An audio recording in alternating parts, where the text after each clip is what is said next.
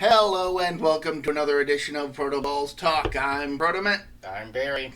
and today it is the dawn of the dead! Yes. Dawn of the Dead. Dawn of the Dead. Yes.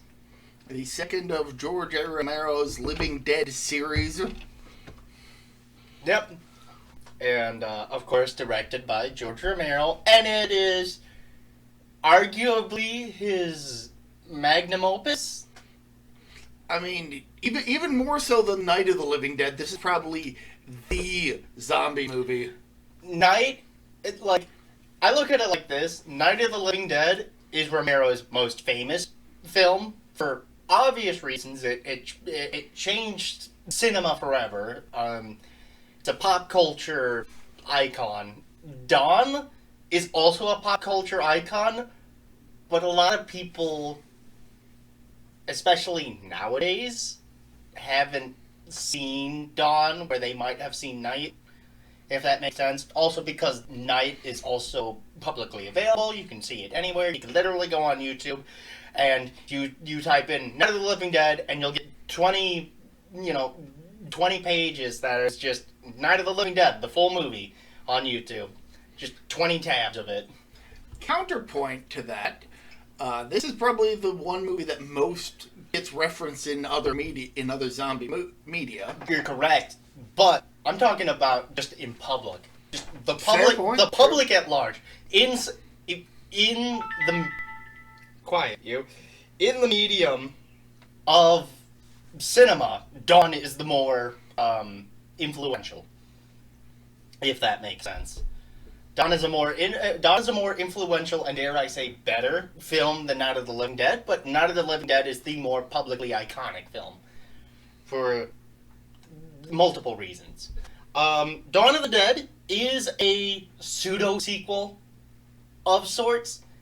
It takes place in the same universe as Night of the Living Dead, but it's a pseudo-sequel in that the events that surround Dawn are a little different compared to Night. Whereas, one way to put it is that Night is the is the eve of the outbreak. The evening of the outbreak is where everything starts. Dawn takes place 3 weeks after the events of Night of the Living Dead. But not necessarily, because Night is a 60s movie and Dawn is a 70s movie, and so we have 70s technology in a movie that takes place 3 weeks after Night. Okay, are we following along? My disbelief is hovering pretty high thanks to its suspension. Yeah. It's got a pretty solid suspension. The point is, you don't need to watch Night of the Living Dead to get what's going on with Dawn, but watching Night certainly helps.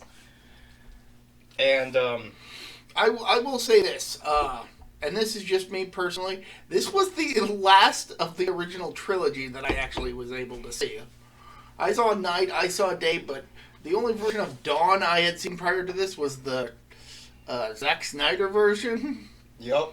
And I barely remember that, aside from a couple things, and it is a remake in name only.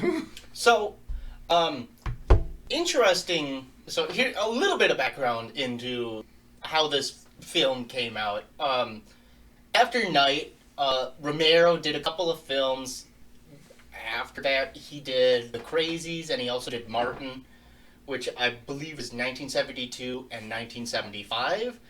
And he was looking for locations to do another film set when he knew the manager, the general manager of the Monroeville Mall, who gave him a tour of the mall.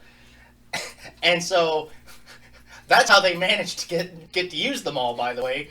They had to do it at night after closing during the Christmas season, which was the only time that they could get it. The fun fact, actually.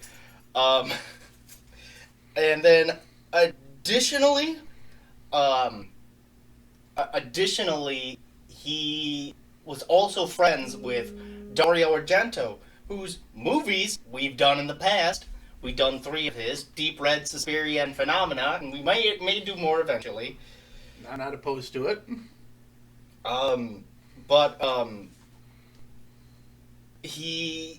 Dario Argento invited Romero to come to Italy and write the script, and then he also financed the film. He co-produced it alongside Richard Rubinstein, who also has done a couple of other horror films, but this is the one that he's most famous for.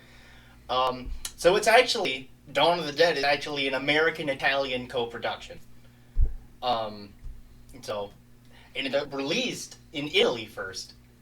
So, fun fact about that. The movie takes place all throughout Pennsylvania, but originally the movie starts in, I believe, Philadelphia, not in Pittsburgh, which is a unique sort of change because Romero's known for being a Pittsburgher.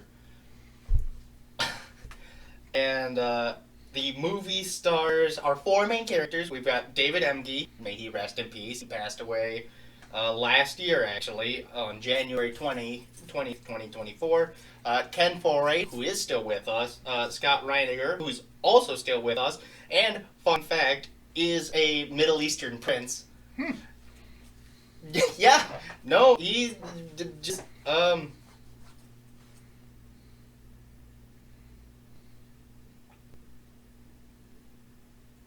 he inherited it, I guess, as the story goes. He's not like an actual Middle Eastern prince. It's actually just like an honorary title. So his full name is Scott Hale Reiniger Harlan Sahib Bahadur, Prince of Gore. Which is a mouthful. And somewhat apropos. Yeah. And we also have Galen Ross, who plays Francine. And this is actually, it was her first acting role. One of only 3 acting roles that she had in her career. So, a fun fact, Ken Foree, the only SAG actor in this production, he got in trouble after after this film finished wrapping up and was starting to get advertised, because SAG after was actually on strike at the time, and he tried to insist to the board, the SAG union board, that he was like, oh, no.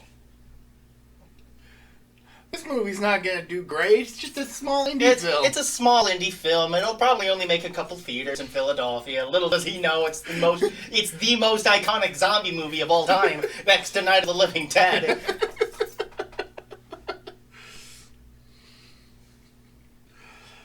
So what's the movie about? Well, the movie starts in a movie theater. Not a movie theater, but a television studio. Not a movie theater, a television studio. Do you think this is Night of the Demons? Yeah. Get away from him. Sorry, that's a quote from that movie. I've never seen it. I just know the setting. Yep. We are introduced to Francine, and it's just chaos. Chaos all throughout the television studio. Because it's been 3 weeks since the outbreak of zombies have begun, and martial law has been declared in the United States. In all of the major cities of Philadelphia and east of the Mississippi, and it's still spreading really bad. And so we were introduced to just this chaos in the television studio. We get cameos from George Romero and his wife, who are in the studio. They're just kind of there. And we get, not Dr. Millard Rausch, but we actually get a different doctor. We get a scientist who is on this talk show basically trying to explain, look, if you just don't think of the zombies as your former loved ones and just kill them, we can stem the tide. Kill your emotion in order to save humanity. And the guy who's hosting the talk show is basically playing devil's advocate throughout the entire thing. And very quickly,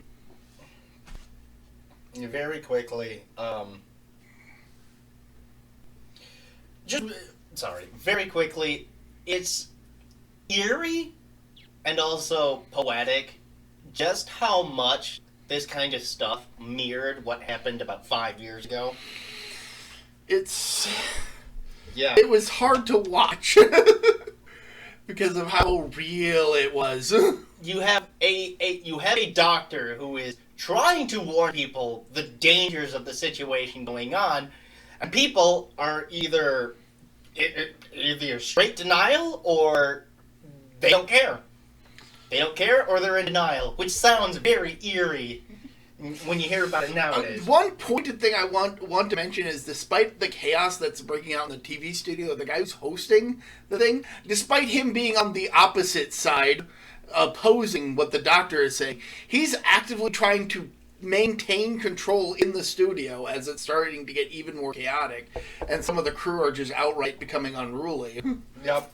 Like, you can kind of tell that he's really only saying this stuff to get a rise from the audience, but he himself doesn't actually believe what he's saying. Yeah, Dr. James Foster and then Sidney Berman is the other one. And they have this first, 10 minutes of the movie has just some iconic quotes. You know, it's like, at one point, Foster, very, not apoplectic, but just, aghast. He says, "You're not running a talk show, Mr. Berman. You can forget pitching an audience the moral bullshit they want to hear." And it's like, here's a guy who's just doing his best. He's trying to warn people, and nobody is listening to him because they don't want to hear that. Because they don't want to hear about the, potential end of the world. And they don't really trust the government after these last 3 weeks, which becomes very apparent in the next scene. But we get Stephen Flyboy Andrews. Flyboy is the nickname that he gets later on in the movie. And Stephen is actually the WGON traffic reporter. He flies the helicopter and reports the weather and traffic and stuff like that. And then Francine is also Stephen's girlfriend? Lover, I guess is the term for it. And she's like the program head of programming. No, not head of programming. She's in charge of She's the assistant director, okay, essentially, because Dan Givens is the head of the studio, and he shows up when Francine orders that the emergency locations are taken off the screen because they're out of date. Yeah, she's receiving word from these places that they're broadcasting locations of, saying, "No, we've shut down, we've moved on, we're not available," and she's trying to keep the audience abreast of accurate information. When her boss comes in and demands that you keep posting all the inaccurate information because he wants more viewers. He's more concerned with the viewership rather than the safety of the viewers. He wants ratings. And gee, where have I heard that before, huh? News stations caring only about ratings when some horrible tragedy befalls the country. Gee, it's like we haven't changed. So Stephen and Francine, they're like, fuck this. We're gonna leave with the helicopter. We're gonna leave with the traffic copter. We're out of here. We're out of here. And one of the side characters who is unnamed or whatever, he's just like, go ahead and escape. By midnight, we're gonna be off the air, and we're fucked either way. We're done. Our responsibility is finished. And we immediately jump cut to a scene where it is a police SWAT standoff with National Guardsmen and SWAT officers of the Philadelphia PD. All about to raid a building full of occupants who refuse to leave for safer facilities. They refuse to evacuate, and not only that, they are hoarding their dead in the basement of the building, and it's an armed standoff, essentially. And there is also the fact that it is mostly consisting of Puerto Ricans, Haitians, and other Latino African Americans. So an incredibly marginalized group of people. And, one of the cops, Wooly, makes it known on no uncertain terms that he does not like Latin Americans or African Americans. And you mentioned that, I think it was either you or Vampire or Jack VJ, I forget what he goes by. One of you mentioned that the actor who playing the role ad-libbed the line, and it works incredibly well. Oh, I don't know if it was ad-libbed or anything. I mean, it certainly signals to the audience that this guy is a complete and utter asshole who doesn't actually care about the why they're doing it. He just wants to do it for his own personal bigoted reasons. You know what it was? I made a joke where I was like, excuse me, sir, your line was, I don't like these people. Well, either way, the point is, it makes it abundantly clear that this guy is okay to die at any point soon. And we will feel nothing. We will feel nothing for it. Although we do get the iconic shot of him busting open a door and blowing somebody's head off with a shotgun. It's not even a zombie, it's just a regular person. It's just a regular dude. And that's just like the start of his mini rampage. And here's a fun fact. That dummy was actually supposed to be used at the end of the movie. We'll get to that part when we get to the end of the movie. But it was originally supposed to be a mannequin of a woman, but then they dolled it up to make it look like a Middle Eastern dude, and then they filled it with like all sort of craft works and shit like that, and then Tom Savini comes in with the pump action shotgun, padoom, boom, blows the head off, and he's like, all right, cut. Like, they threw anything they could into crafting into that dummy to blow the head off because they had to use it for something else. Because they had already had it, and they didn't use what they were originally going to use it for. So, yeah, we get a shot of Wooly blowing some dude's head off. And thankfully he does die, too long after. He gets shot by Peter, although it's not revealed to be Peter yet. But Peter is one of the officers there, and he's played by Ken Foree, a very tall, prominent, intimidating-looking African-American man. So, a perfect role for Keenan's dad on Keenan and Kel. That's how I was introduced to the actor. Oh, yes, exactly. Like, when I learned that he was that Keenan's dad on Keenan and Kel had originally been in Dawn of the Dead, I was like, that was world-shattering. So, we got our two cop main characters, and this is one of the only films that portrays, it's one of the few films that portrays cops as just like not necessarily malicious, although there are some malicious cops in this movie. I mean, yeah, it's just some of them. It's not a propaganda film, I guess is one way to put it. It's just there's two main characters who happen to be cops, and two others who are civvies. But both of them kind of step away from the mayhem that's going on higher up in the building and just kind of settle in the basement to just kind of decompress from the hell that's going on upstairs. Yeah, like one of the SWAT team members gets cornered by a zombie, and he manages to kill the zombie, but then he kills himself, shoots himself in the head. He tries to use another weapon to kill the zombie, and it jams. Yeah, so he's scrambling, and not Peter, but it's one of the few examples of a character pumping a shotgun with purpose, and not just because it looks cool. Yep, it jams on him. It misfires, and so he's stuck having to use a pistol. Meanwhile, the other two cops that are there, they're distracted dealing with another zombie, which Roger and another cop managed to dispose of, and then the first cop kills the zombie and kills himself. Because of how traumatic the experience was. Yes. So then you've got Peter and Roger meeting each other in the basement, and this is like their first time meeting each other, and they're both just like, this is a fucking madhouse, we need to get out of here. And Roger lets on to Peter that, like, hey, my friend runs the GON traffic helicopter. We're going to escape with it. You want to come along? And Peter's like, yeah, all right, sure. And then they meet a priest, a one-legged priest, who recognizes what they're there for and informs them, there are a bunch of zombies in the next room. I've already given them their last rites. Do what you must. Yeah. He tells them, they're in the basement of this building, this tenement. Just do what you have to do. I've already administered the last rites.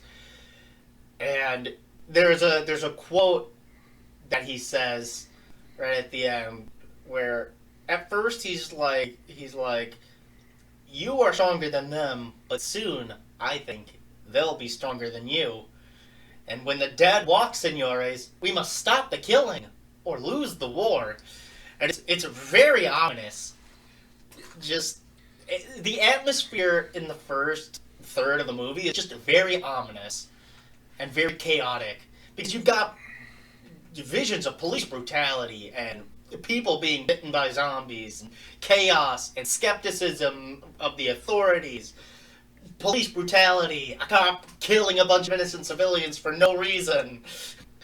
It's like, it's shocking how the first third of the movie has aged incredibly well. It's aged like a fine wine. Like, I absolutely love how when Ken Foray goes in to kill the zombies, it's not like guns blazing.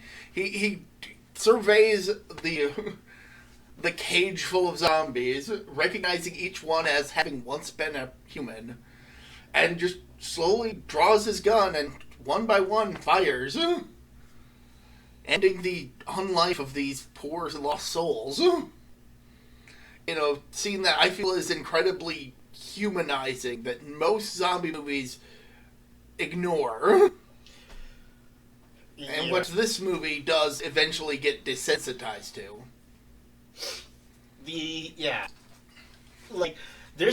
So we actually watched the super extended cut. Yeah, thanks for that.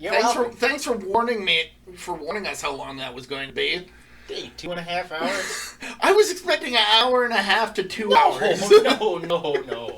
The regular cut is like 2 hours and 17 minutes. So an extra 20 minutes of footage is not going to kill you. It damn near felt like it. Towards the end of the watch session, VJ turned to me and was like, I swear if you watch the theatrical cut, the pacing is a lot better. And I was like, yeah, I'll trust you on that. Yeah. Like, this can be a long movie depending on which version you're watching. There's like 4 versions of the movie. Now, don't get me wrong. I'm glad that I finally watched a version of the movie. Yep. I just kind of wish it wasn't as long as that. I figured you'd appreciate seeing everything, even the cut content. Well, some of us had to work in the morning, yourself included. Yeah, I had to work at the morning. Yeah. And guess who has to work at 5 in the morning? Me.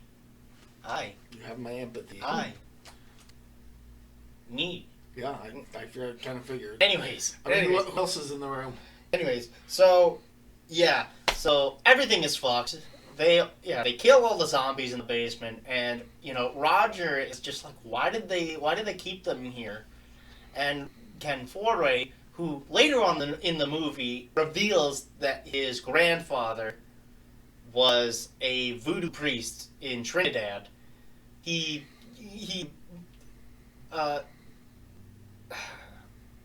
not morbidly, but sordidly explains to Roger that they still soberly. That's the word I'm thinking of. He soberly explains to Roger that these people still believe that there's respect in dying, which is why they would not give up the dead so easily. So we get to a scene where Francine and Steven land the helicopter at a police stop, like a safety police stop that they realize is abandoned and has most of the occupants dead. And so, or at least whoever's remaining is. Yeah, or at least whoever is remaining. And Steve even goes on the police radio to inform the authorities who are trying to contact the station of the situation before just not responding when they ask who's contacting them. Operator dead, post abandoned is the word. There's the phrase that he uses. And then he doesn't bother responding. And then suddenly Francine and Steven are accosted by a couple of police officers with weapons. One of whom looks oddly familiar. And I'm sure we'll definitely not see him in the next movie. No, never again. Never again. This is probably just a fluke. Just a fluke. But, they accost them, and they're just like, they're debating whether they should steal the helicopter from them, because they're also planning on taking a boat. And so they're talking it out, and they ultimately come to the conclusion that, like, no, take the boat, because at least we can drive the boat. If we can't drive the helicopter, we're fucked.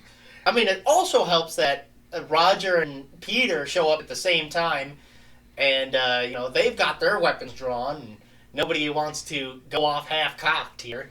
And so they're... What? I actually do kind of like that in this apocalyptic scenario. There are people with level heads who are like, let's not come to blows.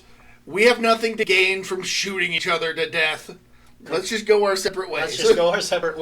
And one of the cops that gets on the boat, he asks our quad of heroes, we'll call them the quad, we'll call our heroes if they've got any cigarettes, and they're like, no, they don't. And as they're getting ready to fly away, they pull out cigarettes and everything, and they start smoking.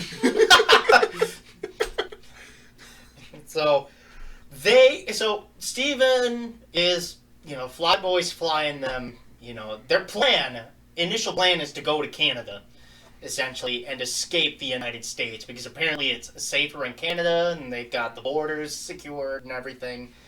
I vaguely recall there being a game theory, it was either a game theory or a film theory video that was exploring where the safest place to hide out in a zombie apocalypse would be. And I don't remember where exactly it was, but I'm pretty sure it was in Canada. Oh, it might, you know what? It might be like someplace like Nunavut, or like the upper territories. I just distinctly remember there being a video specifically about where should you go to survive a zombie apocalypse. And he gave one of two locations. He didn't give the other location because he wanted to be safer than anybody watching the video. Of course he did. Yeah, it might be Nunavut because it's nothing but snow up there, and snow would be a very good way to freeze the zombies in their place. But they land at like an airfield, like a private airfield, and most of the gas is gone. But they managed to find a place where they can get fuel.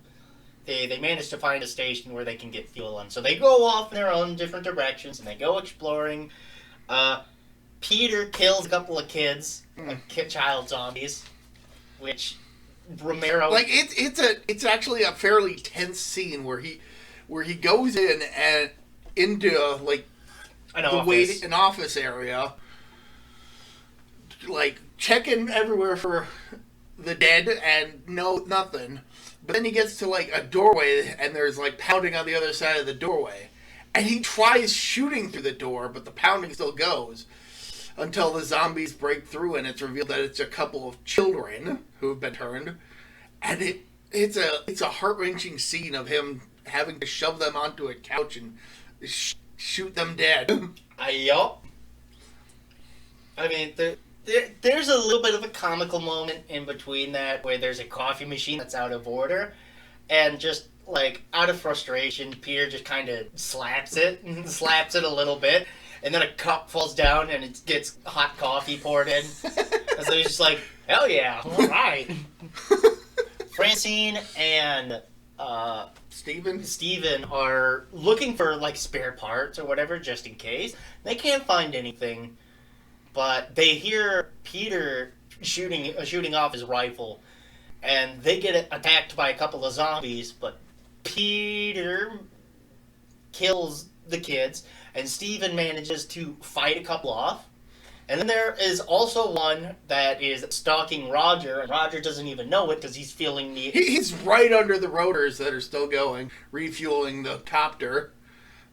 So he doesn't notice the zombie creeping up on him until it starts climbing over some boxes and gets chop-topped. Yep. Chop-topped. I like that. Very, very good. Very good. I get that reference. Yep. So glad you get that reference because I don't. Damn. I guess we got to see Texas Chainsaw Massacre 2 then. I guess if you're going to have to force me, I suppose I'll enjoy it. I actually do want to see it. I've just never had the opportunity. What are you talking about? It's got Dennis Hopper in it! I know, and I've just never had the opportunity How to could see you it. not like it? It's so dumb! I can't claim to like it if I've never seen it.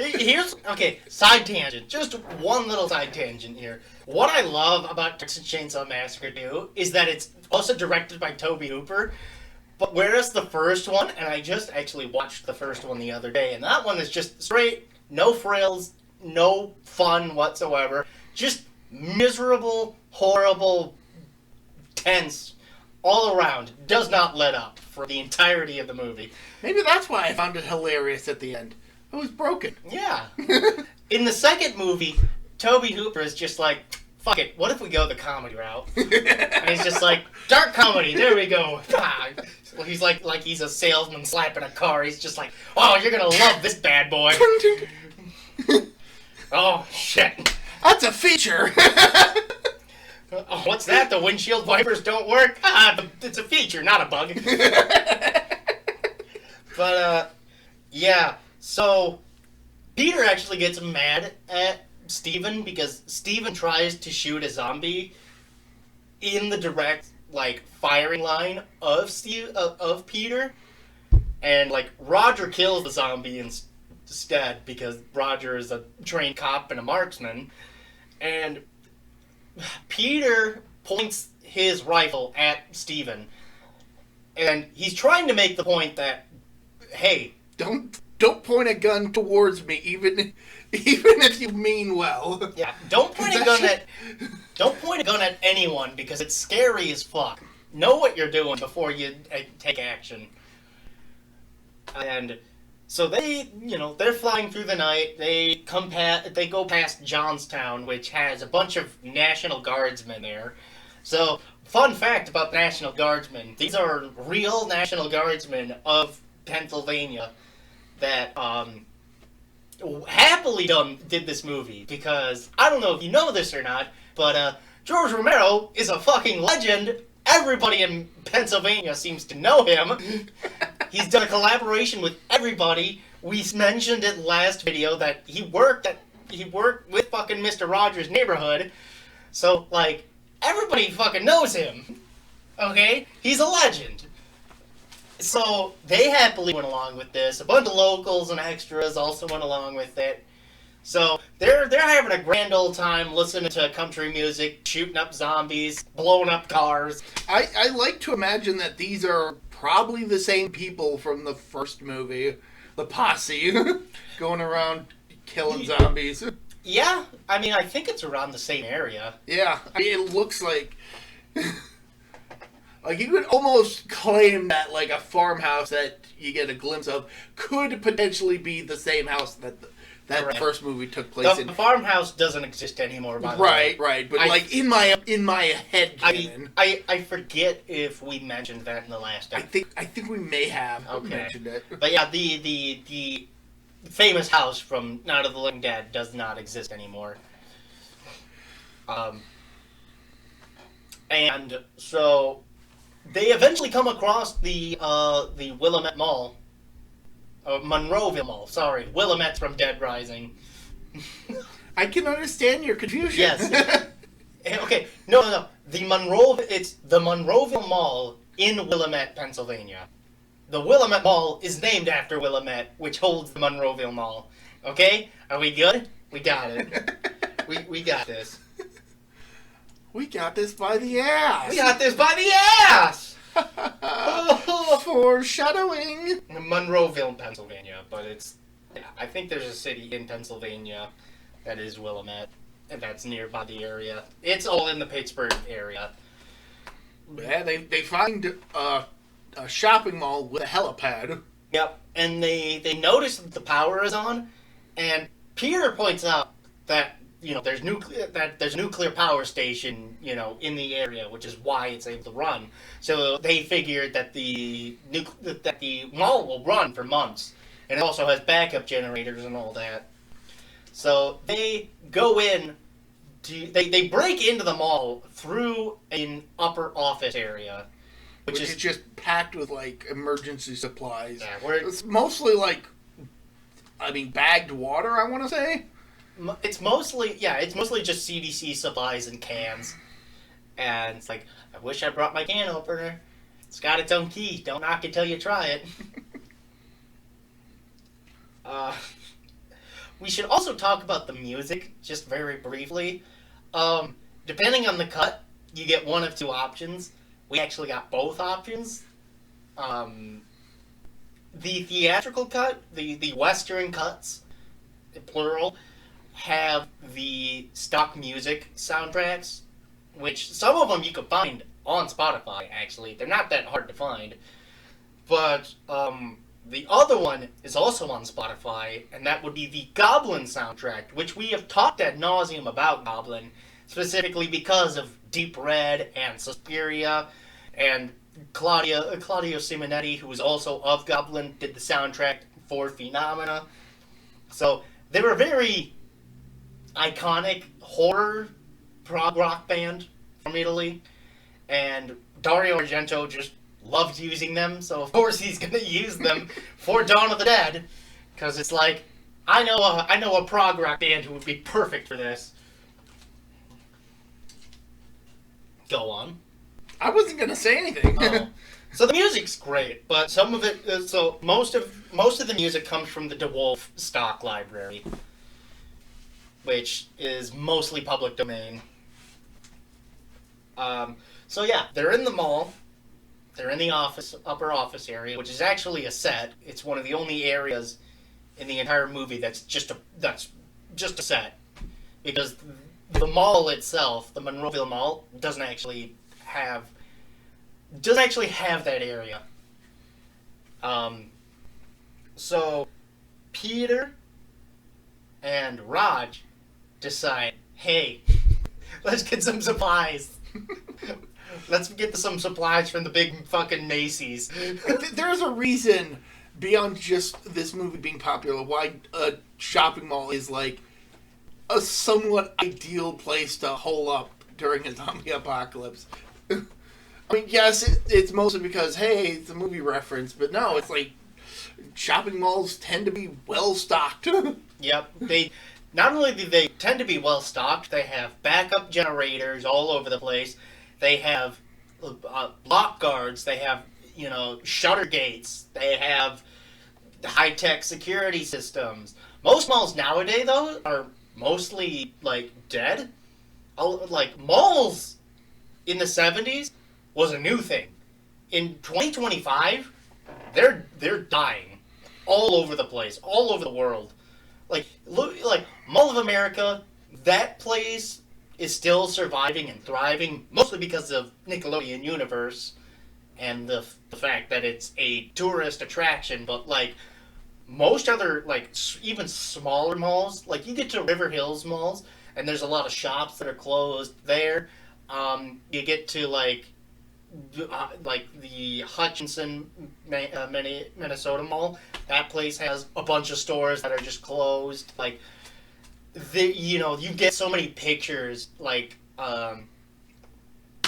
is the word? Liminal? Yeah, a bunch of liminal photographs of just dead malls, because it's a thing that just isn't financially viable nowadays to rent a space from a mall, because malls are very expensive to rent from. And you have to mark up your prices for it. Were you gonna say? I was gonna say something. I can't remember exactly when. Within the past year or a year and a half, there was a film theory talking about a mall that a online series that takes place in a liminal mall that no longer exists and didn't even exist when the series came out. It was long gone. I can't remember what the series was. And for those who don't know what liminality or liminal space is, think the back rooms. If you know what the back rooms are, that's liminal space.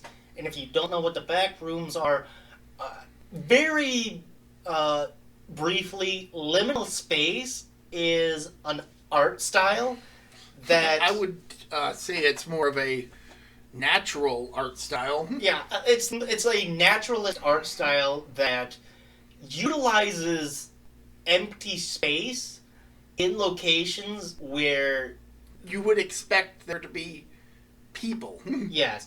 So think like pictures of dead malls. It's all dark. Shops are closed down. Plazas are empty, devoid of life. I've actually, sometimes when I'm working on like a Saturday and I'm the last person there, it feels very liminal to be in this area that normally bustling with people, and now it's just empty. Yep. Another example would be, for example, a library. During specific times of the day where nobody's there, or think of like when a store is closing, like a big supermarket store is closing, and everything's almost completely, devoid of stuff, and you barely see anybody there. That's very liminal. It is designed to give either a feeling of unnatural nostalgia or uncanny valley. And Uncanny Valley is another whole can of worms, too. It's a rabbit hole, essentially. Once you start looking into it, you're going to get the Wikipedia effect. It's called a valley for a reason. Yes. So, this mall, Peter and Roger, they turn on everything. They turn on all the music, all the lights, all the displays, all the fountains and stuff. They mostly to try and distract the zombies that are basically just kind of limited to the first floor of the mall. Yep. There are some zombies on the second floor, but they're more the kind of case that they got stuck on the escalator, and that's why they're up there. And here is where we get some of the most iconic zombies of all time. So you got, you got Bill Hinsman as the first zombie in Night of the Living Dead. Look out, bucko. We got fat shirtless zombie. We've got sweater zombie. We've got gun zombie. We've got nurse zombie. We've got nun zombie. We got Hare Krishna zombie. Hare Krishna zombie. There's a bunch of iconic zombies, and the sweater zombie was actually the lead extra. So he was the guy who would go around everyone and basically give them directions. He'd go around to all the extras that were zombies and give them directions on what they were supposed to do per directions of Romero. I feel I should mention before we get to the supply run scene is before they actually get to the actual mall area, they're in the power station areas, which also houses the security area. Yeah. Which is where they find the keys to the kingdom, basically. Yeah, they find the keys to all the shops. And a couple hand radios, so they can keep in touch. Yeah. And it's while they're doing the supply run that Steven comes down into the area to explore and comes pretty close to a zombie that's just kind of wandering around in the back rooms area. It looks like it's a security guard zombie. It just kind of wandered in. And so Peter and Roger on their supply run, and we get the iconic scene. Again, I say iconic a lot, but this movie is iconic. We get the scene where Roger slides down the escalator on the railing sides. In one of the department stores. In one of the department stores, and there's a reason why they have notches on the escalator railings now, because after Dawn of the Dead came out, too many people were fucking doing that at different malls, and so the malls installed measures to keep that from happening.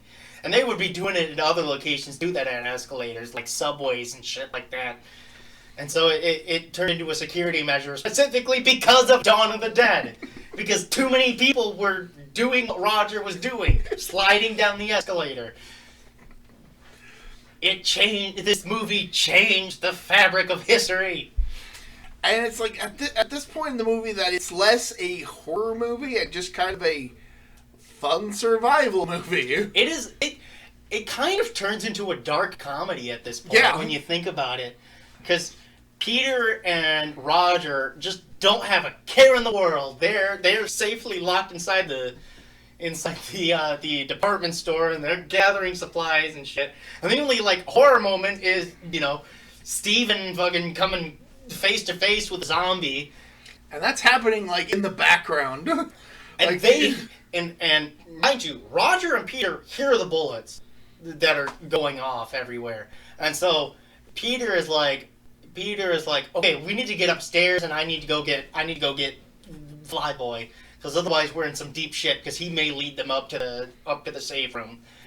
So Peter and Roger, they distract the zombies. They get all the zombies downstairs. Bang, bang, bang, bang, bang. They bang on the doors and everything. They quickly run upstairs. Peter's let out. He runs out and he helps Steven. But unfortunately, I can't remember. Is it when they're first trying to get into the mall that one of the zombies steals one of the rifles? It's when they get into the department store the first time that he steals an M16. And just has it throughout the rest of the movie. He literally has it throughout the rest of the movie. He's still holding on to it throughout the entire rest of the movie. I am not shitting you. Not like nun-zombie, nurse zombie, sweater zombie, and gun zombie survive to the end of the film. They do not die. Which is amazing. It is amazing that they make it through this movie. How'd they get outside? They probably wandered outside, while everything was going on, because the only way they could have survived to the end of the movie was to get out of the building. Well, it's probably because of what was happening later on in the movie when they were moving the trucks. Yeah, you're right. I mean, that's what I'm thinking too. Yeah, because the doors were unlocked, too, right? So they just kind of wandered out. Was this before or after automatic doors? This may have been. Yeah. It may have been around the time of automatic doors. May have been. That's just yeah. That would explain a lot. It may have been around that time when malls started installing auto doors.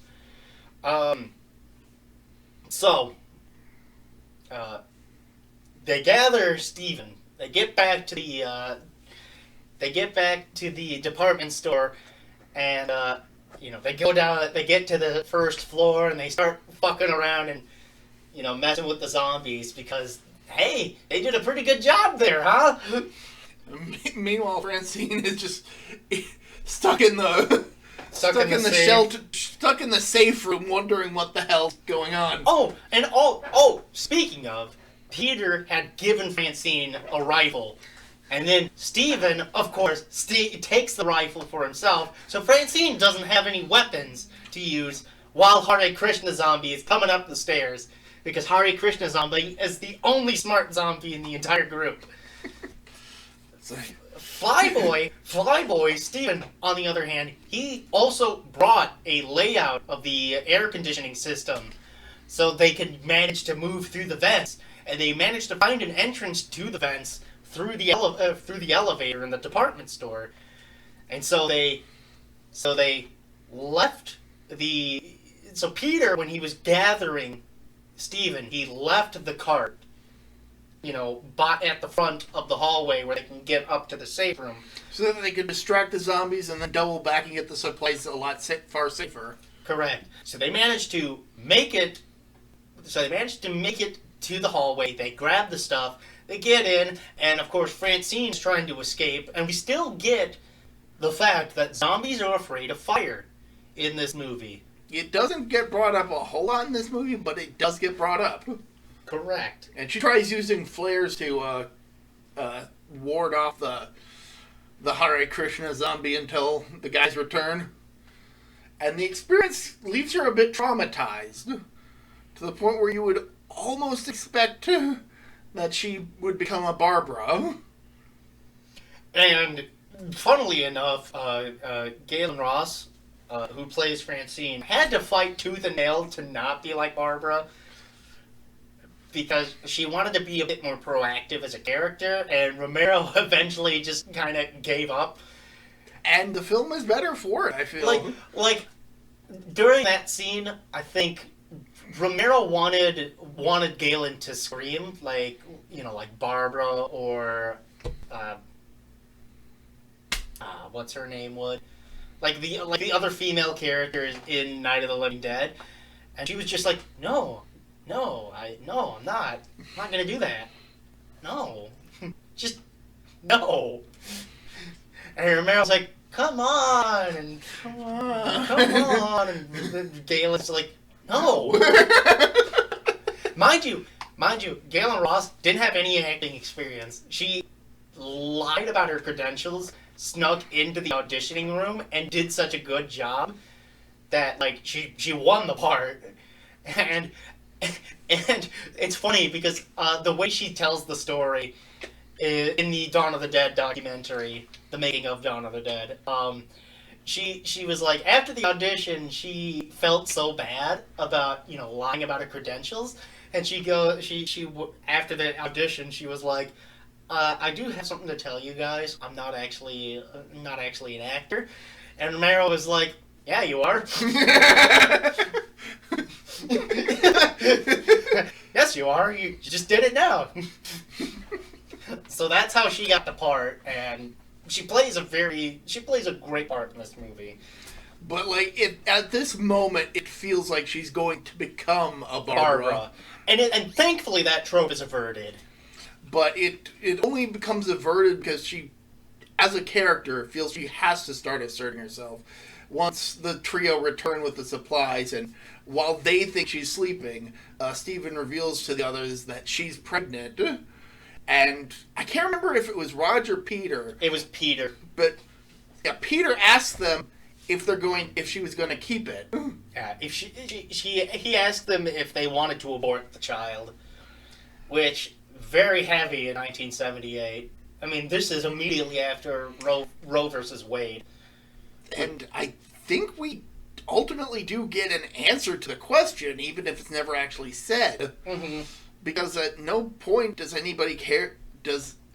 Admittedly, they're asking Steven about it, but ultimately it's her decision.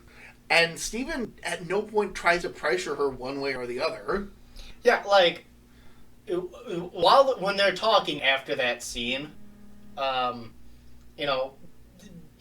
Steven just asks Francine straight up, do you want to abort it? And Francine doesn't give a straight yes or no answer, but by her demeanor, it's very clear that no, she doesn't. She does not want to give up the baby. And so the next day, we've got... I feel like that's where she distinctly turns away from being a Barbara to a far more proactive character in the movie. Because she even states outright that she wants to learn how to handle a gun. Yep. Because the next day they're planning on... It's either the next day or a couple of days after. They make the plan to move a couple of trucks which are down the road at a truck depository, and cover up the entrances to the mall so that they can have the run of the place. And Francine, mind you, is against this plan, but she ultimately concedes because it's 3-on-1. It's 3 against 1. You kind of can't, argue against a democratic system like that. And so she lays down a couple of basic ground rules for everyone. She's not going to play den mother. She's not going to just cook for them or clean for them or take care of them. She wants to learn how to handle a gun, and she wants to learn how to fly the helicopter. And she never wants to be left alone without a weapon. Which Steven initially is very upset by it, but I think he also gets it. He's not happy to have his authority. It's like a slightly misogynist moment from Steven, because he's not happy to have his authority usurped by his lover, but at the same time, these are very pragmatic and reasonable requests. It's like he can't argue against them because they're sound arguments. Yeah. Especially given the situation. So we get set up with the truck scene, and it's here where Roger kind of loses the plot because he becomes so overconfident in his abilities. Go on. I was just gonna say that it's at this point where he starts to, lose the plot, but he definitely becomes overconfident. But I feel like this is the scene where he feels the most inured to the fact that there are dead people walking around. He's no longer viewing them as people, or even as a threat, despite the danger they pose. Yeah. I was like, well, these guys are slow moving. They go down with one shot. We can take them. We got this, man. We got this by the ass. And it comes back to bite him. Literally. He gets bit on the arm. And the leg. And the leg. And the leg is the one that does him in. If the arm didn't kill him, it was going to be the leg that did.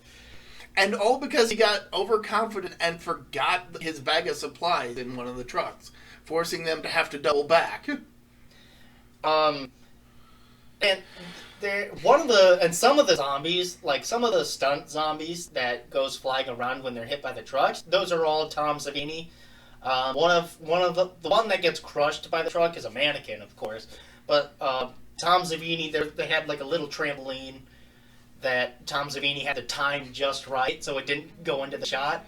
And so you see one of the zombies flying back, that's Tom Savini, who also did the makeup in this movie. And we should just briefly talk about the makeup. Dawn of the Dead has very distinct makeup effects because Romero wanted it to look like a comic book. So all the zombies are blue. Or grayish blue, yeah. And the blood is very vibrant. It is not like how Tom Savini would later do it with, like, Friday the 13th, or Day of the Dead, or Friday Part 4, where it is all, like, dark red Dick solution, which is, like, corn syrup and starch and, like, red food coloring that you can order from, like, California. It's like yeah. It's what Tom Savini called it in the Letterman interview, where he called it Dick solution. But yeah, it's the zombies have the very distinct hue where you can definitely tell that they're supposed to be zombies and not humans, and it's kind of garish. It works for the film in a very strange way. Yeah. Because one thing to consider also is that Tom Savini was originally supposed to do Night of the Living Dead, but he had actually been drafted to Vietnam, and Dawn was one of the first films that he did post-Vietnam, and it's kind of understandable that Tom Savini, who was a combat photographer in Vietnam, would maybe not want to make a film that is grotesque, particularly compared to what he saw in Vietnam. Right. So this is a much more pulp comic book action film sort of deal, and it works. Some people who watch it back now may be, a little weirded out by it. Whatever. Who cares? It works. It works. It kind of leans into the more comedic aspects that this movie does have throughout a lot of its run. Right. And so, Roger is bit, and he's dying. Slowly, but he's dying. And Pete is just outright says, like, I've had buddies who have been bitten, and they generally don't survive for very long, like a few days at most, before they turn.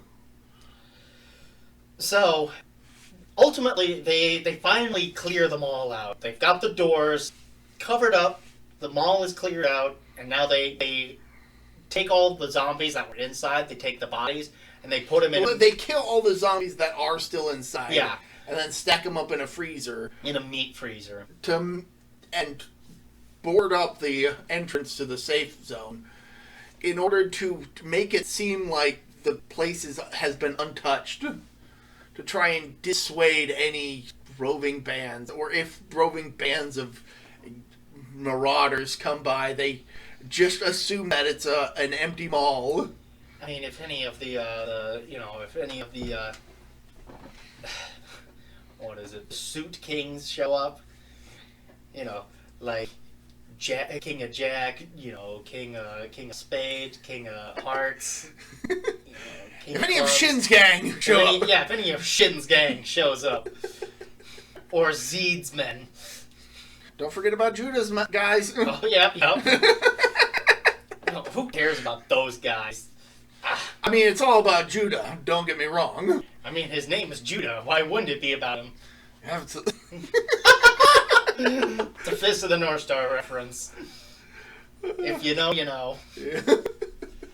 But so the next portion of the movie is where the movie really slows down, and it finally takes time to breathe, and the group starts to get into this monotony of just doing the same thing day after day.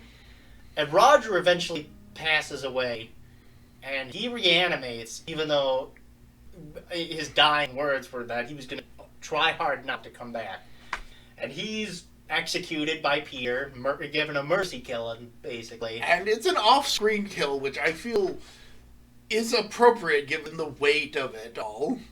Like, this is another scene where you have the weight of these zombies having once been people, loved ones, friends, family. And this movie drives that point home again. Meanwhile, in the background, we also have a recorded interview with Dr. Millard Rausch, who explains sort of the physiognomy of the zombies. He points out they have a very limited reasoning, although they do use weapons and tools, although this has been recorded in some animals, of course. They are not cannibals, because cannibalism implies an intra-species activity, not inter. Inter is outer, intra is in. And these are now being classified as a different species. Correct.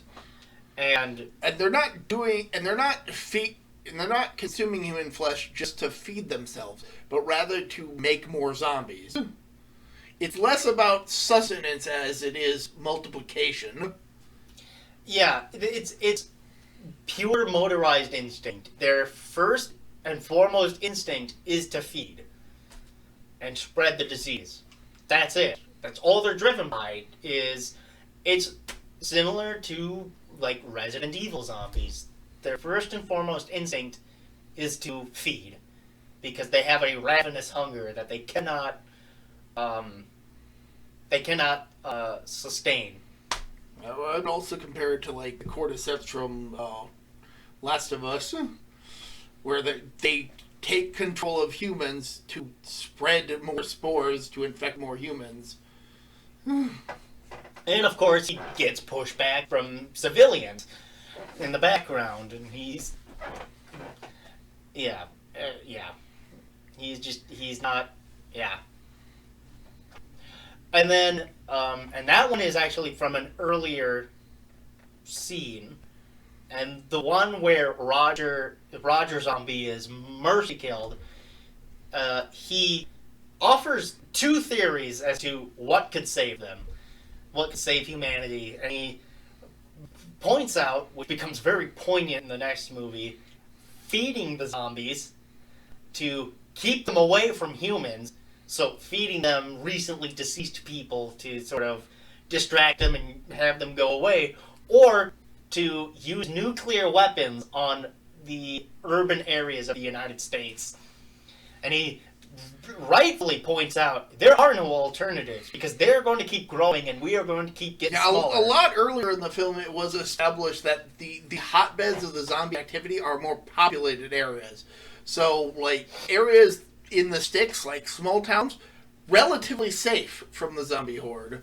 Not completely safe, but you have a better chance of surviving in those kind of locations than you would in, like, New York City or Los Angeles. Yeah, for example, in the town that we live in, we have about 4,500 people here. We'd be relatively safer than, say, like Mankato, which has about 60,000 people. And that has, it's a very densely populated area for what it is. There would be much more zombies concentrated in that area because there's more people in that area. In a small town where we live, everybody knows everybody, and local government would be more well equipped to enact martial law, as it were, because everybody knows everybody here, and everybody can sort of band together in large Which is groups. why you get the scene earlier of, like, just the people going out zombie hunting. Yep. The posse. The posse, they're going out for fun mostly for survival, but They're having fun with it. yep. For how grim and dehumanizing this whole situation is. They're thriving. And so Francine very poignantly points out, like we get an extensive scene of them just surviving in the mall, and Steven and Francine are given a dinner date, and Steve tries to propose to her, and she doesn't feel that the timing is right. Francine very, very poignantly starts to point out, like, my God, it really is all over. And, after we jump forward to about 2 or 3 months, after they finally taken over the mall, and it's gotten to the point where Steven, Peter, and Francine are just wondering to themselves, my God, what have we done? What have we become? What have we become? They've become prisoners to this mall. Sure, they can leave, anytime they want, but, like, that would mean, belaying the safety and comfort of the mall for the great unknown. And they are just not prepared to take that step. And they've become too complacent in the lifestyle that they have. But the fact that they do end up realizing this fact is powerful. And of course, very conveniently, soon afterwards there's... Wait! Oh? I think it's time for a spoiler break. Oh, no! Oh, I mean, ideally, I probably would have put the spoiler break after Roger dies? Yeah. Hell no! We're speeding through this, goddammit. So anyway. 10. 10. 10 out of 10. Favorite character? Peter. I mean, he is an incredibly solid character. Though Francine does a fantastic job of turning her character around. Yeah. So you gotta give her credit. Yeah. Yeah. 10 out of 10 movie, though. Of course, Roger becoming an absolute ponce due to his own overconfidence is actually pretty entertaining. It's funny because at the beginning of the movie, he's very, like, no-nonsense and level-headed. And it's just, it turns on a dime because he gets so overconfident. Exactly. And he's just like, yeah, we got this, man. We got this by the ass. I had no idea that the Angry Video Game Nerd was quoting this movie until I saw that scene. Yep. What's your favorite scene? There's a lot of good ones. It's hard to say, really. I mean, I think the one that most stands out for me personally is when Francine declares that they don't really know what they become. Mm-hmm. When it finally dawns on them that they've become trapped in this place, in this safety. I think my favorite scene is actually the opening scene. It shows and doesn't tell, but it also it shows and tells. It shows and tells, but like in a small scale. It just hits right after 2020. It just hits different. Yeah. I mean, this is from the perspective of a guy who'd never seen the movie until a couple weeks ago, so... Yeah. After COVID, it's just like, God, what have we become? But yeah, that would be like a close second for me as well. Mm-hmm. Yeah, the opening scene is just, I like it a lot. It's really good. Anything you didn't like about the movie? Or was it just like... I mean, really the only thing I can complain about the movie was the length, and that was your fault. That was my fault. Yeah. There's multiple different cuts, and I didn't want you to, like, miss anything. So. I mean, I get that, but... I mean, it is one of my favorite movies of all time. It's not, like, phenomena where, you know... I gotta start showing that to people, actually. I gotta show Dawn of the Dead to people, too, actually. Run for your lives. Run for your lives! He's coming for you. Ooh! So, no. I've been showing people different stuff. I've actually been showing my girlfriend The Sopranos for the first time. And that's been... She was like, honestly... It's like, I've never seen a show where I really like it, but don't like any of the characters. I was like, that's the point! You're not supposed to like anybody! Is that your recommendation? I've recommended Sopranos in the past, yeah. I don't have a recommendation this week, actually. So are we still talking about the movie, or are we on recommendations now? I got lost. Yeah, we can do recommendations now. Admittedly, before watching this movie, I wasn't quite sure what I was going to recommend, but there was one moment when watching the movie that I realized that I absolutely knew what I had to talk about. And that was when, at one point in the movie, they passed by a shop called Florsheim. It's just a background shop in the mall. It's not, like, super important. But lately, I've been watching Tentai Senshi Sunred, which is like a slice-of-life gag parody of Tokusatsu. And the villain organization is called Florsheim. So it's like, how serendipitous. Yes, indeed. And the premise is that it takes place in Kawasaki. And it's basically about the fight between good and evil. The hero, Sunred, battles against the evil forces of Florsheim. Except that he absolutely kicks their asses every time with little effort. And they're not really, like, super evil, so much as the organization feels more like I don't want to say a company, but more like a business family. Because a lot of them live in the same house. And, like, the general of the region, Vamp, is basically like the house mother. Like he's legitimately a really nice guy who's trying to take over the world. Interesting. And it's based on a manga series, which I've never read, but I have been thoroughly enjoying just how off the cuff the series is, because like I said, Florsheim feel like, despite the fact that they are definitely trying to take over the world, they don't seem like bad people. And then you contrast that with the hero Sunred, who's an asshole. Like, he's living with his girlfriend, he doesn't have a job, he's usually out playing pachinko. And when the bad guys call him up to fight, he usually just beats them up super easy. Like, he doesn't even bother to change into his full costume. He usually just wears his helmet the entire time. And is just pissed off at them. Nice. Like, it's really funny and how off... And it does a good job of actually having decent characters.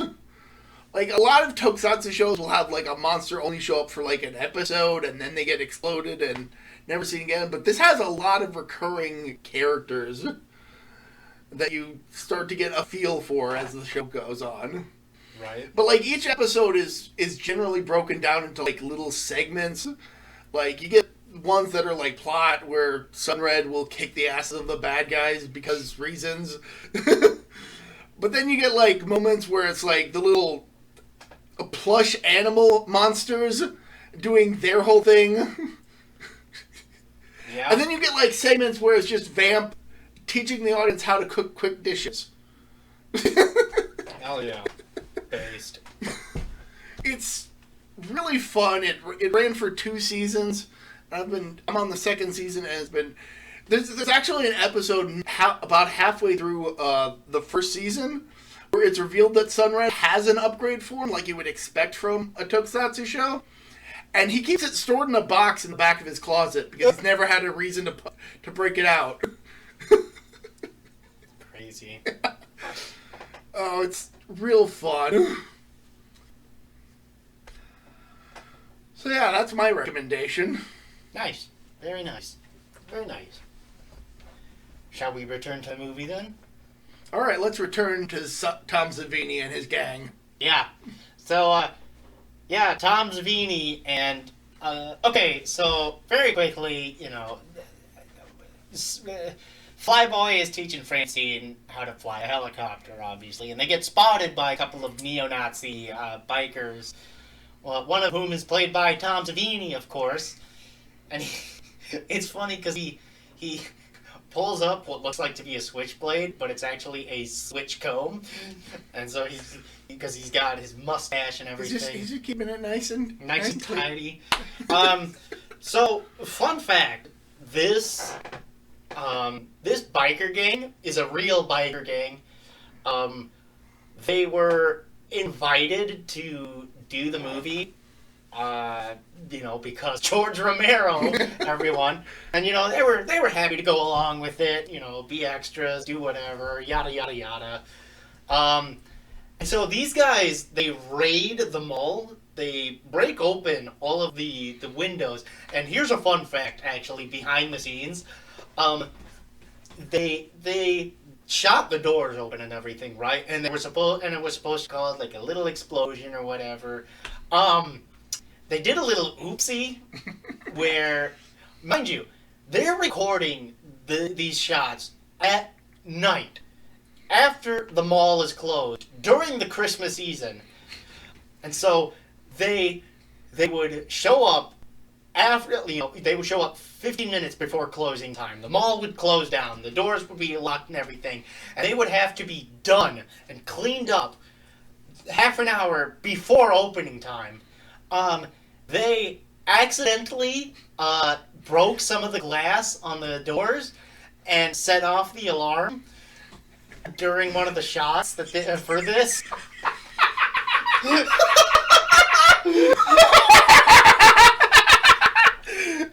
So, yeah, that was a little misstep that they had.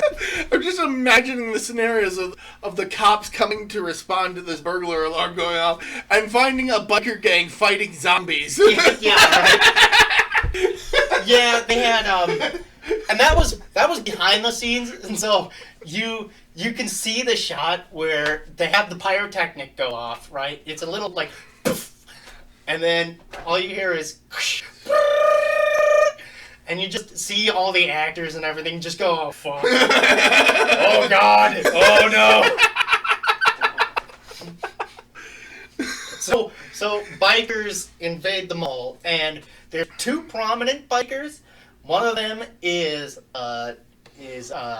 Knives, played by Tom Savini, and the other one is Sledge, who has a sledgehammer, who is played by Tassos Stavrakis, who is an assistant makeup artist and stunt coordinator under Tom Savini.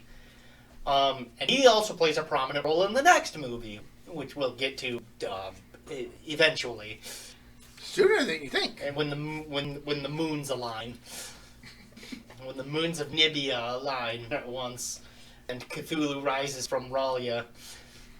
Only to get smacked by a boat. Only to get stabbed by a boat. And then it's like, fuck this shit. Makes me wonder.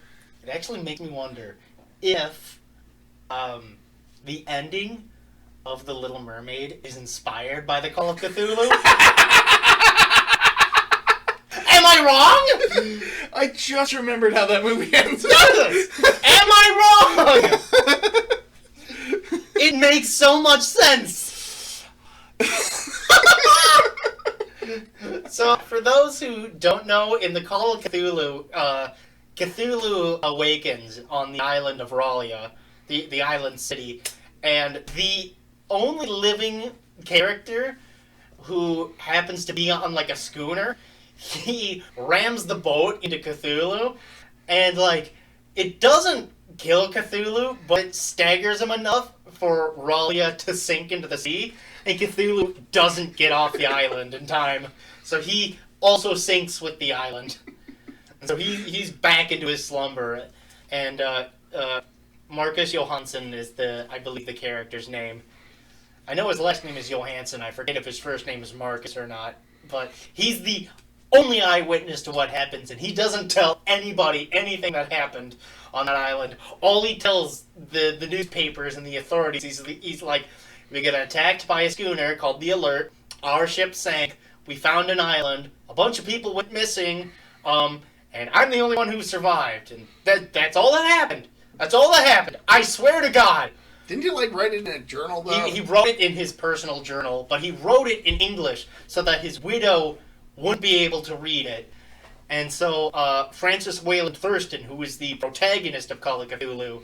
And he's really only just piecing together what's all happening. He has, like, no active role in this story. No. He's just like, going through his dead uncle's stuff.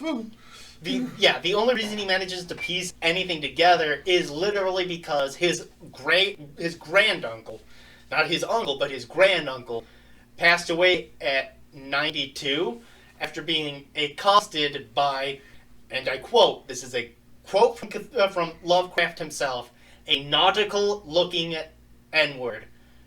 Not the R, but the O. The N-word with an O at the end. So, yeah. Oh, Lovecraft, you racist.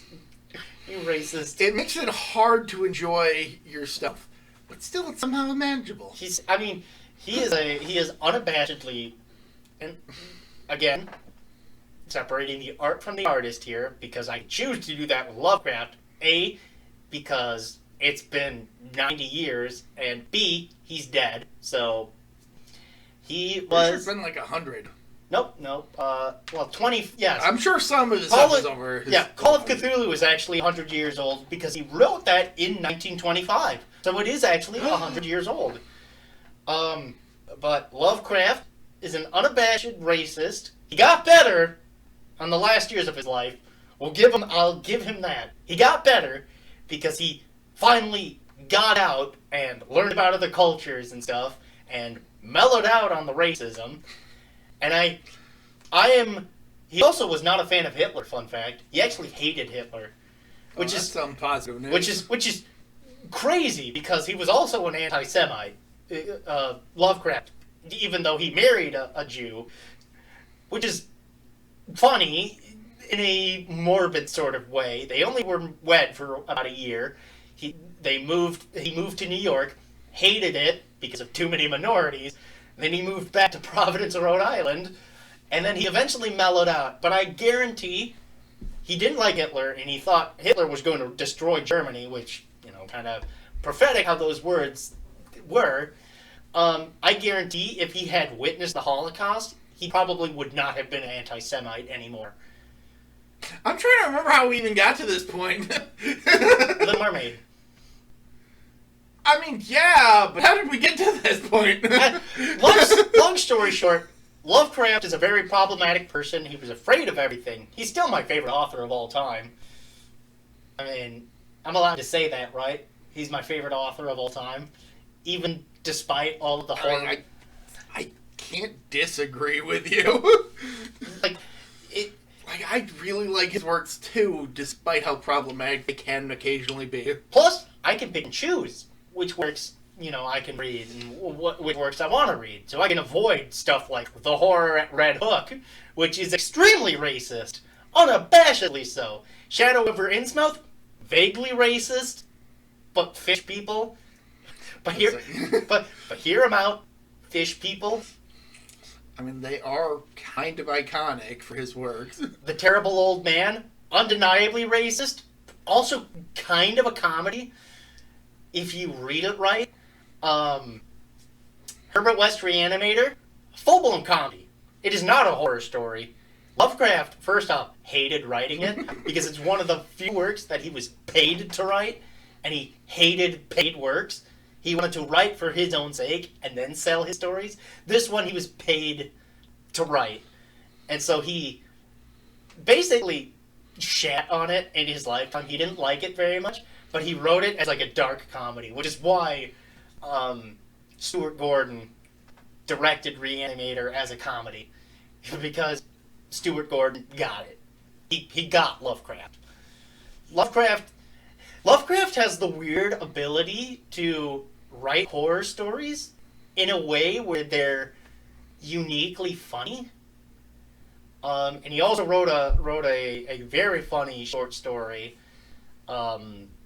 which is about a girl named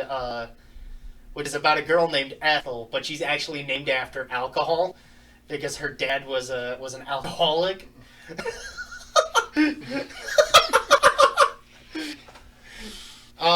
Anyways, how did we get on Little Mermaid again? You mentioned something about a boat. I think that's how we got it. So anyway, biker gang. Right, biker gang. Tom Savini. And Steven is a fucking idiot. And he starts shooting at them, despite Peter explicitly telling Steven, don't bother them. Don't antagonize them, just... Let's meet in the safe room and get out of here. But he can't do that, of course. So that triggers a shootout between the biker gang and the survivors, which they manage to survive. Like, only the bikers take any casualties during this whole exchange. But to be fair, there are more bikers than there are survivors, and they know the layout of the mall a lot better than the bikers do.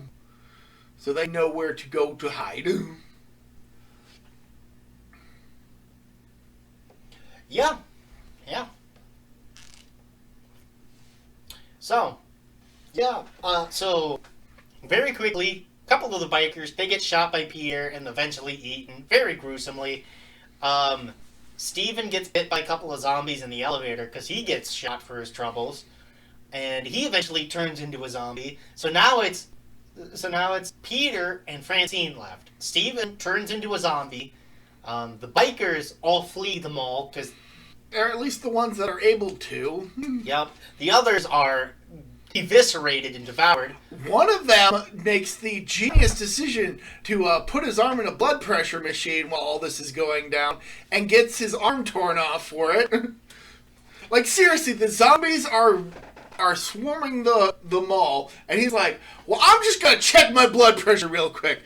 Turns out, eventually, it got to 0. This is true. Steven has probably the iconic zombie walk. When people think of zombie walks, like completely like dead and shuffling and just... The Flyboy zombie is one of the most iconic zombies to the point where I was surprised that it showed up so late in the movie. Because I recognized the zombie well before I recognized that the character that became him. Yep. Like, I eventually put 2 and 2 together, but I was like, okay, how is this going to happen? Why hasn't this happened yet? That's when it happens. That's when it happens. And because zombies carry a peripheral memory, which is why they come to the mall in the first place, it's explained that, this is a place they always came to. It was instinctual. Yes, it was an instinct for them to come to this place. It's sort of like it's like a vague memory for them. I also recall we kind of didn't mention this before, but when the survivors are surveying the zombies earlier in the movie, Peter mentions that his uncle? His grandpa was a voodoo priest in Trinidad. And his grandpa would say, when there's no more room in hell, the dead will walk the earth, which is where the tagline for the movie comes in. Yes. So Steven leads the zombies up to the safe room. Peter... breaking through the boarded up wall. Yes, breaking through the boarded up wall. Peter doesn't want to leave. He wants to stay and fight to the bitter end while Francine is fleeing. And so we get to what was supposed to be the original ending. Peter shoots himself in the head, and Francine commits suicide by throwing herself into the helicopter blades, which is where the mannequin at the beginning of the movie that gets his head blown off is from. It was originally a mannequin of Francine.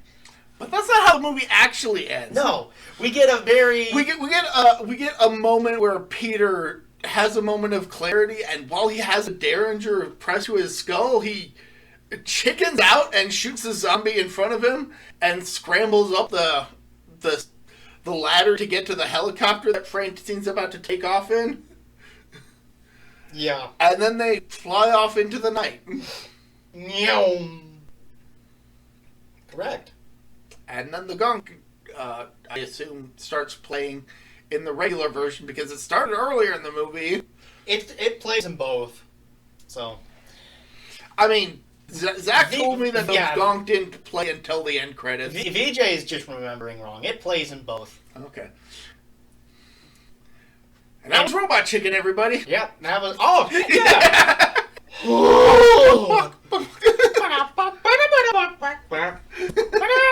Oh.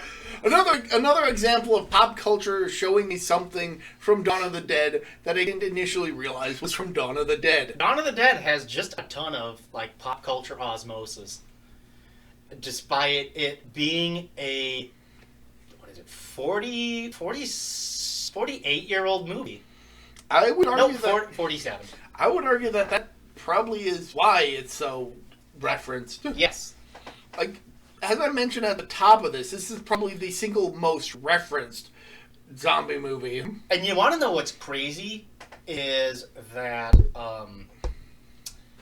famous Chicago Tribune movie critic Roger Ebert, he gave this movie a 4 out of 4 stars. He also gave Night of the Living Dead also 4 out of 4 stars, but he really liked Dawn of the Dead specifically for its atmosphere and its self-criticism of modern consumerism, which is what the movie is about. We didn't mention it at all, but it's one of those things that's just like, oh, like if you watch the movie, it's very obvious from the get-go. It's making fun of modern consumerism, of just shoppers becoming mindless zombies to the glitz and glamour of the mall. Yeah, it may take a bit to actually get to the mall, but once it's there, the fact that it's just overrun with people that are just wandering about aimlessly. Yeah. And I'm with Mr. Ebert. It's a 10 out of 10 movie. It is one of the greatest horror movies of all time. Romero does it just so effortlessly in Night and Dawn. Like, I consider him among the top 5 greatest horror movie directors of all time. Because you got Romero, you got we got Wes Craven, you got Tobe Hooper. Hard to think of like any other like iconic ones. Because there's so many out there, but those are the big 3: Romero, Craven, and Tobe Hooper, who did Texas Chainsaw Massacre. And Poltergeist. Yeah. Maybe, like